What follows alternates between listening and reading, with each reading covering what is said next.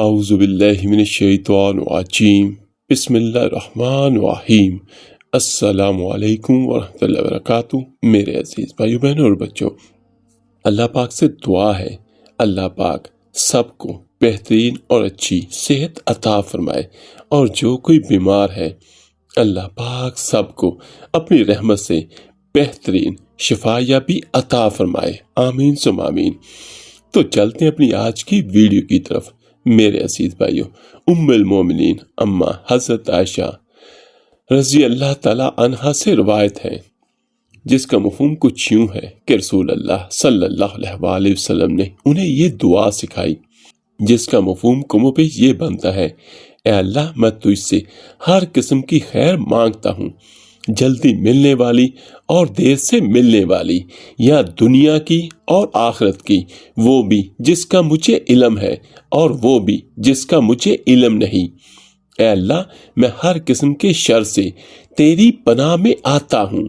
جلدی آنے والے سے بھی اور دیر سے آنے والے سے بھی، یا دنیا و آخرت کے شر سے، جس کا مجھے علم ہے اس سے بھی اور جس کا مجھے علم نہیں اس سے بھی۔ یا اللہ، میں تجھ سے وہ خیر مانگتا ہوں جو تجھ سے تیرے بندے اور تیرے نبی محمد صلی اللہ علیہ وآلہ وسلم نے مانگی ہے، اور میں اس شر سے تیری پناہ میں آتا ہوں جس شر سے تیرے بندے اور تیرے نبی محمد صلی اللہ علیہ وآلہ وسلم نے پناہ مانگی ہے۔ یا اللہ، میں تجھ سے جنت کا سوال کرتا ہوں اور ہر اس قول و عمل کی توفیق کا سوال کرتا ہوں جو اس سے قریب کرے، اور میں جہنم کی آگ سے تیری پناہ میں آتا ہوں اور ہر اس قول و عمل سے پناہ مانگتا ہوں جو اس جہنم سے قریب کرے، اور میں یہ سوال کرتا ہوں کہ تو جو بھی فیصلہ کرے اسے میرے لیے بہتر یا خیر کا باعث بنا دے۔ سنن ابن ماجہ حدیث نمبر 3846۔ ابو ہریرہ رضی اللہ تعالی عنہ سے روایت ہے، رسول اللہ صلی اللہ علیہ وآلہ وسلم نے ایک آدمی سے پوچھا، تم نماز میں کیا پڑھتے ہو؟ اس نے کہا، میں تشہد التحیات پڑھتا ہوں، پھر اللہ سے جنت کا سوال کرتا ہوں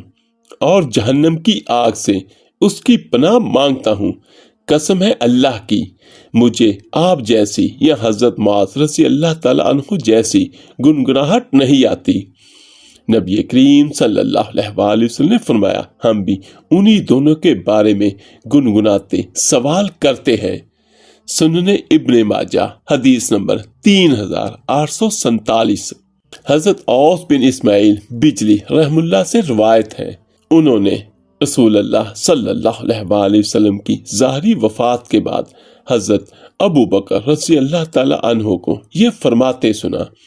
گزشتہ سال رسول اللہ صلی اللہ علیہ وآلہ وسلم اس مقام پر کھڑے ہوئے جہاں میں کھڑا ہوں، پھر یہ کہہ کر ابو بکر رضی اللہ تعالیٰ عنہ اشک بار ہو گئے اور فرمایا، پھر رسول اللہ صلی اللہ علیہ وآلہ وسلم نے فرمایا تھا، سچ اختیار کرو، وہ نیکی کے ساتھ ہوتا ہے، اور وہ دونوں سچ اور نیکی اور انہیں اختیار کرنے والے جنت میں ہوں گے، اور جھوٹ سے بچ کر رہو، وہ گناہ کے ساتھ ہوتا ہے، اور وہ دونوں جھوٹ اور گناہ اور انہیں اختیار کرنے والے جہنم میں ہوں گے۔ اور اللہ سے عافیت کا سوال کرو، کسی کو یقین اور ایمان کے بعد عافیت سے بہتر کوئی چیز نہیں مل سکتی۔ ایک دوسرے سے حسد نہ کرو، ایک دوسرے سے بغض نہ رکھو، ایک دوسرے سے قطع تعلق نہ کرو، ایک دوسرے سے منہ نہ موڑو، اور اللہ کے بندو بھائی بھائی بن جاؤ۔ تو ملتے ہیں جلدی انشاءاللہ ایک نئی ویڈیو اور عمل کے ساتھ۔ اللہ پاک آپ سب کا حامی و ناصر ہو۔ السلام علیکم۔